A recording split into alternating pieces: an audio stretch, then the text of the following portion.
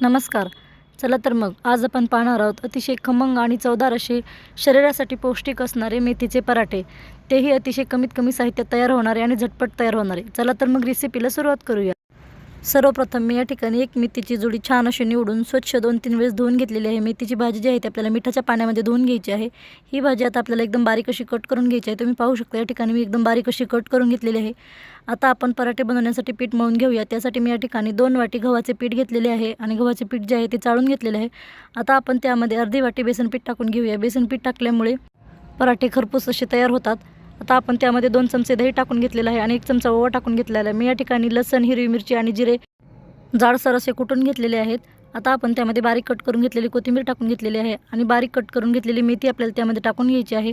आता हे आपल्याला त्यामध्ये सुके मसाले टाकून घ्यायचे आहेत. त्यामध्ये मी या ठिकाणी 1 चमचा मीठ टाकून घेतलेला आहे, पाव चमचा हळदी पावडर टाकून घेतलेली आहे आणि 1 चमचा लाल तिखट टाकून घेतलेला आहे. मी या ठिकाणी काश्मीरी लाल मिरची वापरलेली आहे. आता आपल्याला ते व्यवस्थित असं मिक्स करून घ्यायचं आहे. लगेच पाणी टाकून न घेता आपल्याला अगोदर व्यवस्थित मिक्स करून घ्यायचं आहे.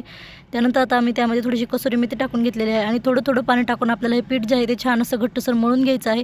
एकदाच पाणी न टाकता हे पीठ आपल्याला थोडं थोडं पाणी टाकून छान असं मळून घ्यायचं आहे. पाहू शकता मी या ठिकाणी पीठ जे आहे ते छान असं मळून घेतलेलं आहे. आता आपण पराठे बनवून घेऊया. त्यासाठी मी या ठिकाणी एक पोळपाट घेतलेला आहे आणि पिठाचा छोटासा गोळा काढून आपल्याला छान असं लाटून घ्यायचं आहे. अगदी आपण चपाती बनवतो त्याच पद्धतीने आपल्याला पराठाही बनवून घ्यायचा आहे. थोडंसं लाटून झाल्याच्या नंतर आपल्याला त्याला थोडंसं तेल लावून घ्यायचं आहे आणि तेल लावल्याच्या नंतर आपण त्याला फोल्ड करून घेऊया आणि परत आणखीन आपल्याला त्याला थोडंसं तेल लावून घ्यायचं आहे. तुम्ही या ठिकाणी तेलाच्या ऐवजी तूप, बटर काहीही वापरू शकता. तुम्हाला जे हवं असेल तर तुम्ही ते वापरू शकता. आता आपण व्यवस्थित असं लाटून घेऊया. पराठा जो आहे तो आपल्याला हलक्या हलक्या हाताने एकदम पातळ असा छान लाटून घ्यायचा आहे.